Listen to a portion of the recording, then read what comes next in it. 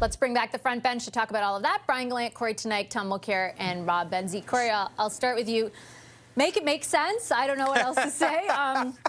45-minute meeting after the telegraphing ahead of it was, nothing's going to happen. It's going to be very brief. The three of them in a room with no staff. Nothing really out of that meeting tangible like that we're talking about today. What do you make of it all?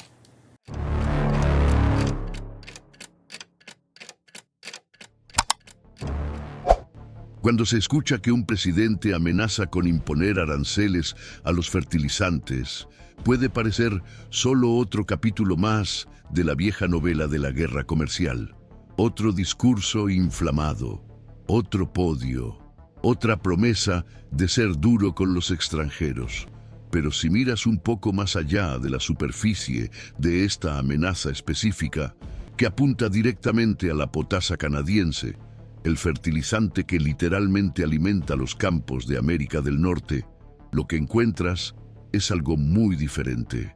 Descubres una economía que se está cortando la rama en la que está sentada. Descubres una política que suena fuerte en la televisión, pero que es peligrosamente frágil cuando sigues el rastro de quién va a pagar esa factura en el mundo real.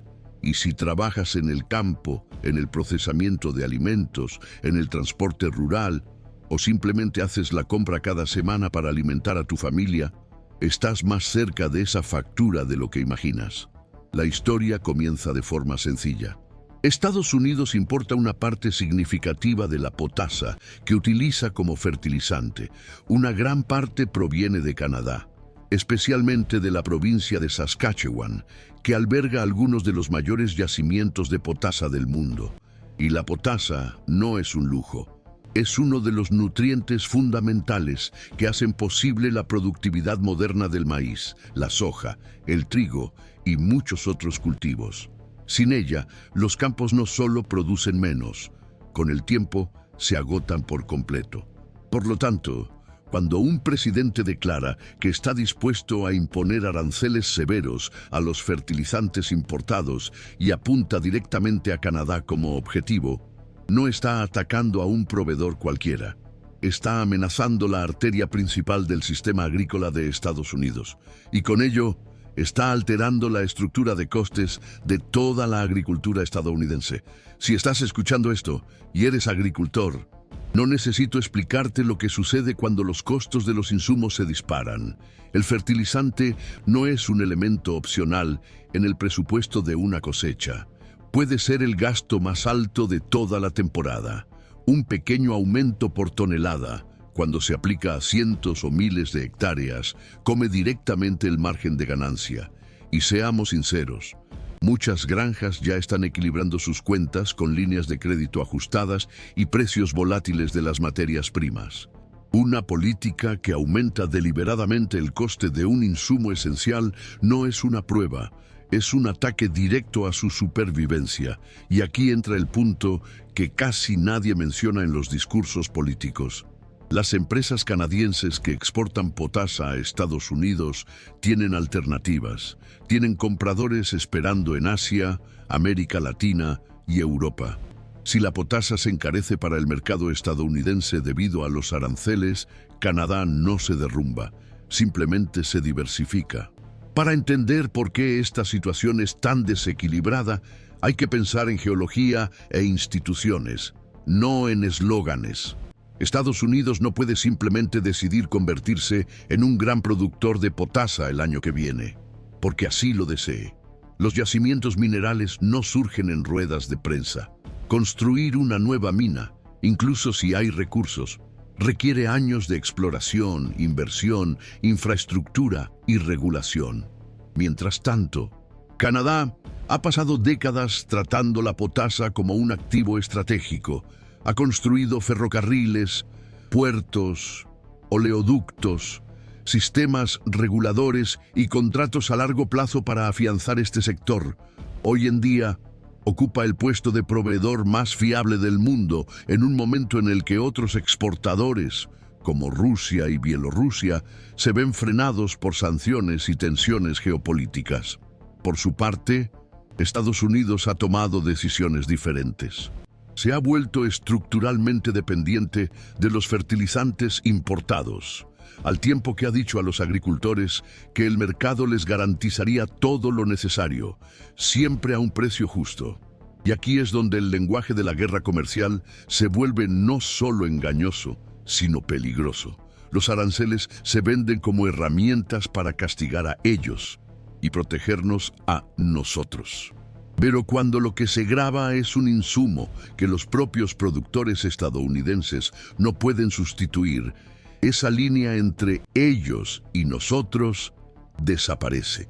Un arancel sobre la potasa canadiense no afecta en primer lugar a las hojas de cálculo financieras de Canadá. Aparece en las facturas de los agricultores estadounidenses. Está en las pujas que harán para la próxima cosecha, en los tipos de interés que ofrecerán los bancos, en los precios que tendrán que cobrar solo para cubrir gastos. Quizás se escuchen en Washington cifras elevadas sobre lo que recaudan estos aranceles, pero cada dólar de arancel comienza como un costo más alto en algún punto de la economía real. Y en este caso, casi siempre en comunidades rurales a las que ya se les ha pedido que se aprieten el cinturón en cada crisis de la última década. Quizás se pregunte si hay, al menos, algún beneficio estratégico en ello, alguna ganancia a largo plazo a cambio de este dolor inmediato. El discurso da a entender que, al encarecer los fertilizantes importados, Estados Unidos va a incentivar de alguna manera la producción interna, estimular nuevas minas y volverse más autosuficiente. Esta historia tendría sentido si el cuello de botella fuera la pereza o la falta de patriotismo de los productores locales, pero se desmorona cuando el obstáculo es geológico y cuando hay décadas de infraestructura que simplemente no se reconstruyen de la noche a la mañana. El riesgo, en este caso, es quedarse con lo peor de ambos mundos. No se crea, de repente, una próspera industria nacional de potasa, pero sí se crea un choque de costes para todo el sector agrícola. Y luego se gasta dinero público para intentar reparar los daños con programas de apoyo improvisados y paquetes de ayuda de emergencia. Y eso no es una hipótesis, ya ha sucedido. Cuando se impusieron aranceles en fases anteriores de la guerra comercial, los agricultores estadounidenses perdieron mercados de exportación clave, especialmente para la soja. El propio gobierno tuvo entonces que anunciar miles de millones en pagos de emergencia para compensar los daños causados por su propia política. Ese dinero no cayó del cielo, salió de los contribuyentes. Salió de los presupuestos públicos futuros que podrían haberse utilizado para infraestructura rural, resiliencia climática, educación y salud. Ahora estamos al borde de una nueva ronda del mismo ciclo, solo que esta vez apuntando a los insumos que hacen posible la cosecha desde el principio. Si te preocupa la responsabilidad fiscal, esto debería preocuparte. Si le preocupa el precio de los alimentos, esto debería asustarle aún más. Y antes de continuar, aprovecha para dejar tu me gusta aquí en el vídeo y suscribirte al canal. Aquí exponemos lo que hay detrás de las decisiones que afectan a tu vida y no nos conformamos con discursos prefabricados. Comenta también si estás viendo cómo ocurre todo esto y sientes que nadie habla por ti. Aquí hay espacio para tu voz. Hay una capa aún más profunda en este conflicto comercial que va mucho más allá de una tarifa o de una retórica inflamada en un mitin. Porque al otro lado de la frontera, Canadá está leyendo estos titulares con ojos muy diferentes. Mientras Washington reacciona con amenazas, Ottawa responde con estrategia. Y eso lo cambia todo, ante un socio cada vez más impredecible que utiliza los aranceles como herramienta de negociación casi automática. El gobierno canadiense ha decidido acelerar su propia diversificación. Ha firmado nuevos acuerdos comerciales en Asia, ha profundizado sus lazos con Europa y ha reposicionado su papel como proveedor fiable de minerales críticos e insumos agrícolas. En otras palabras, está haciendo por su economía lo que Estados Unidos dice que quiere hacer por la suya, pero lo está haciendo con estabilidad y apertura. no con amenazas.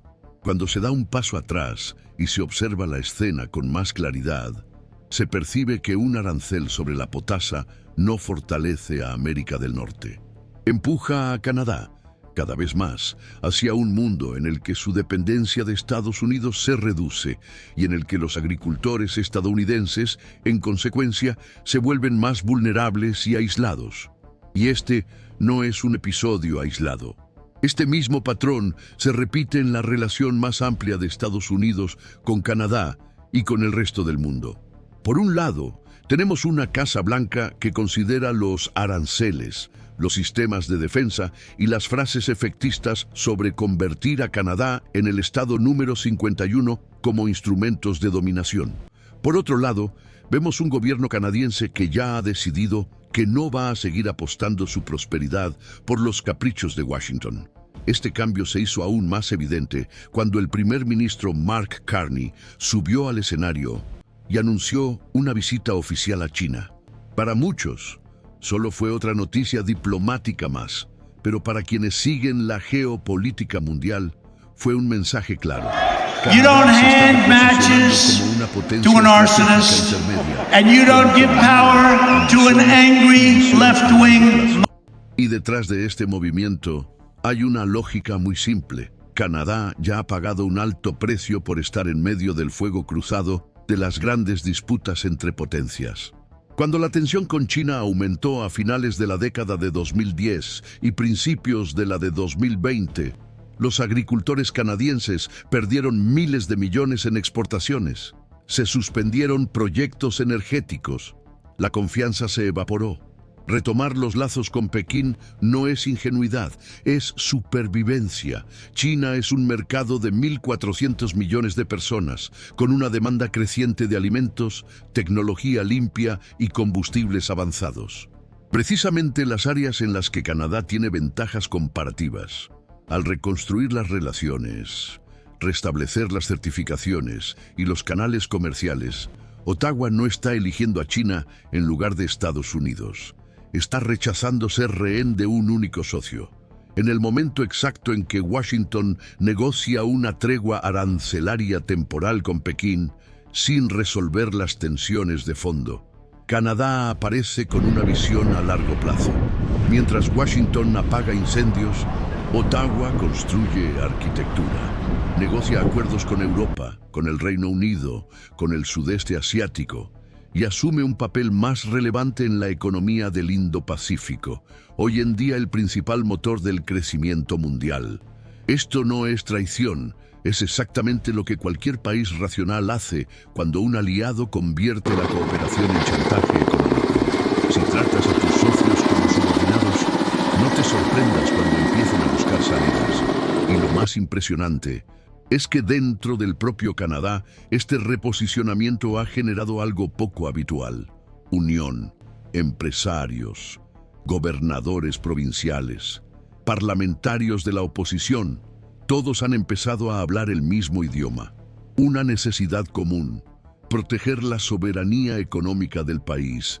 Y no han llegado a esta conclusión por instinto patriótico, han llegado a ella a través de los datos.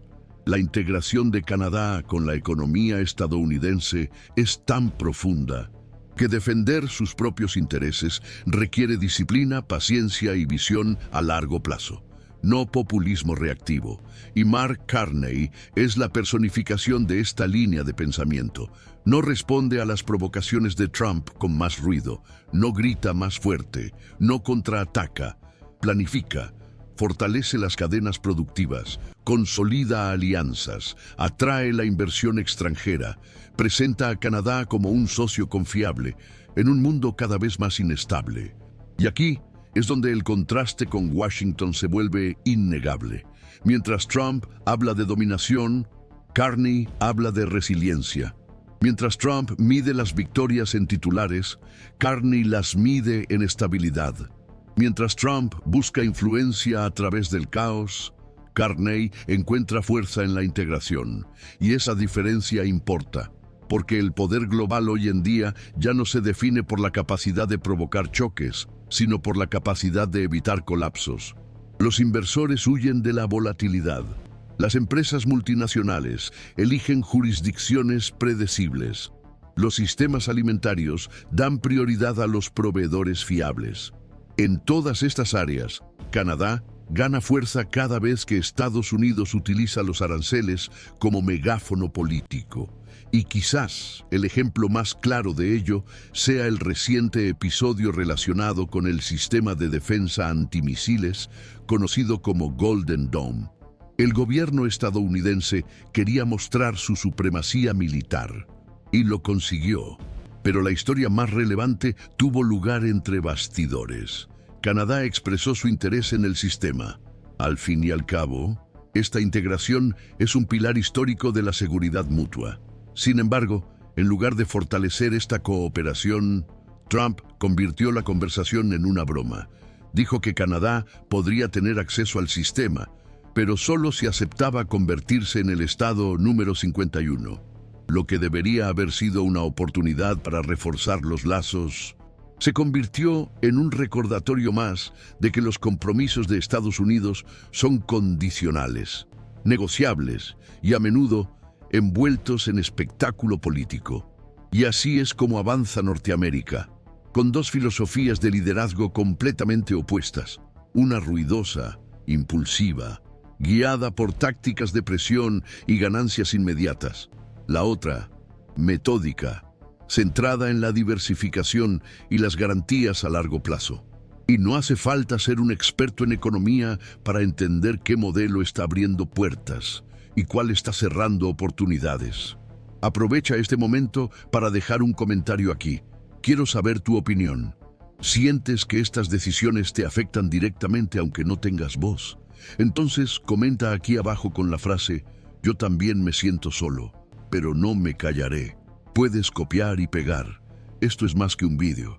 Es un espacio donde realmente se te puede escuchar. Y tu comentario puede hacer que otra persona se dé cuenta de que no está sola en este camino.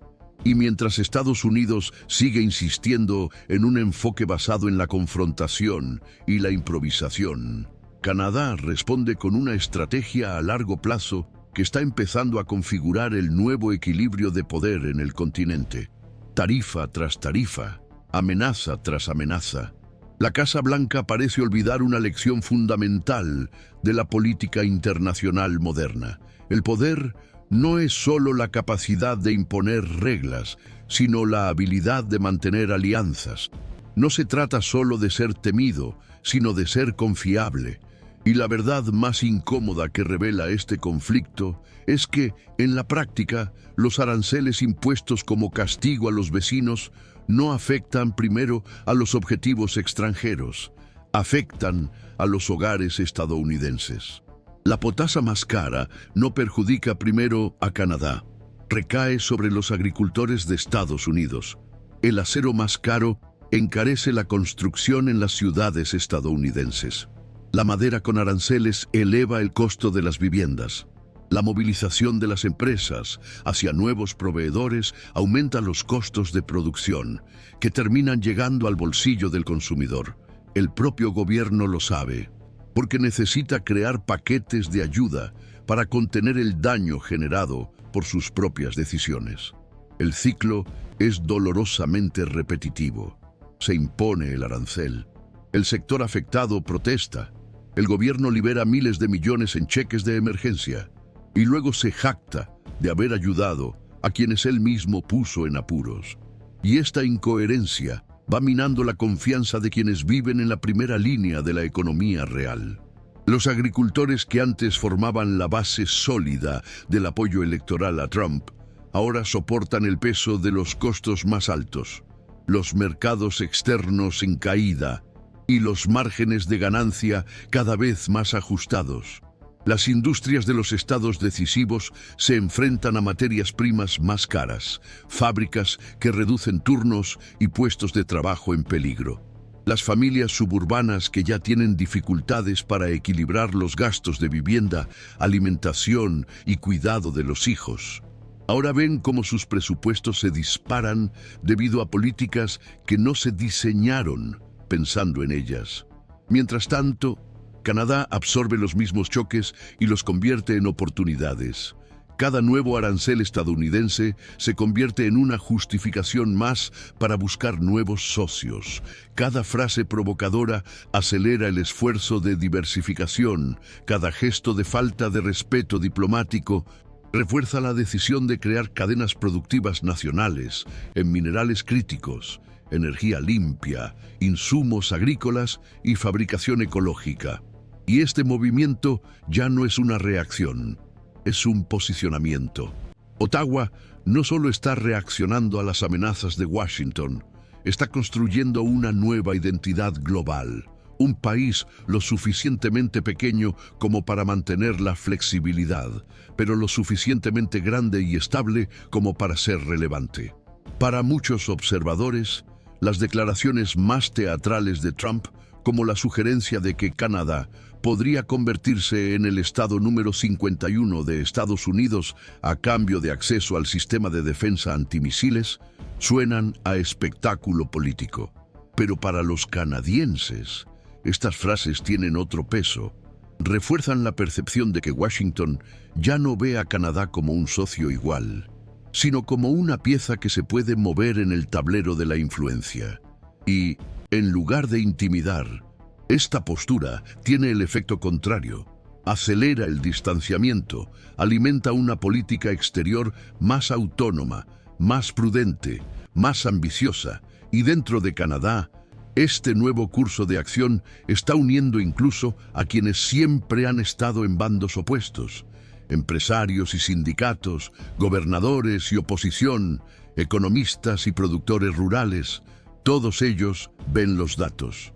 Todos ellos se dan cuenta de que la estabilidad futura pasa por reducir la dependencia de un vecino que ya no actúa de forma predecible. Y esto tiene implicaciones gigantescas para el futuro de la política estadounidense. Porque, al fin y al cabo, este episodio no se trata solo de fertilizantes, aranceles o guerra comercial. Un país que intenta recuperar el control mediante la confrontación y otro país que busca la seguridad a través de la resiliencia.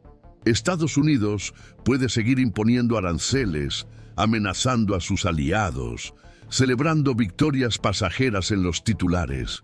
Pero eso no reconstruye las cadenas productivas, no rehace la geología, no obliga a los socios a doblegarse, solo revela quién se ha preparado para el futuro y quién sigue clamando por el pasado.